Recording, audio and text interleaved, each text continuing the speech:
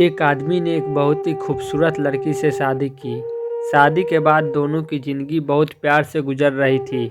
वह उसे बहुत चाहता था और उसकी खूबसूरती की हमेशा तारीफ किया करता था। लेकिन कुछ ही महीनों बाद लड़की चर्म रोग से ग्रसित हो गई और धीरे धीरे उसकी खूबसूरती जाने लगी। खुद को इस तरह देख उसके मन में डर समाने लगा कि यदि वो बदसूरत हो गई तो उसका पति उससे नफरत करने लगेगा और वह उसकी नफरत बर्दाश्त नहीं कर पाएगी।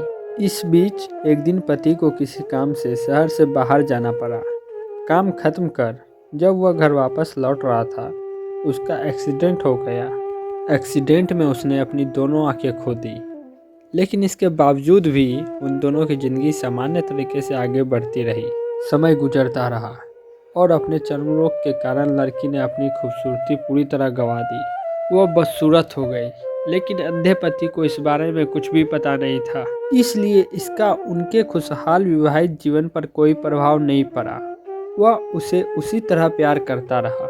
एक दिन उस लड़की की मौत हो गई। पति अब अकेला हो गया था। वह बहुत दुखी था। वह उस शहर को छोड़कर जाना चाहता था। उसने अंतिम संस्कार की सारी क्रियाविधि पूर्ण की और शहर छोड़कर जाने लगा।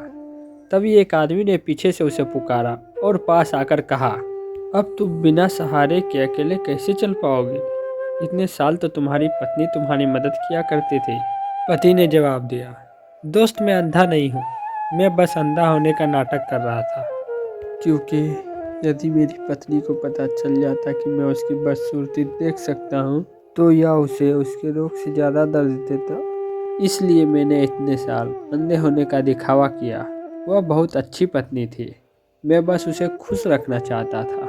इस कहानी से हमें यही सीख मिलती है कि खुश रहने के लिए हमें एक दूसरे की कमियों के प्रति आंखें बंद कर लेनी चाहिए और उन कमियों को नज़रअंदाज कर देना चाहिए।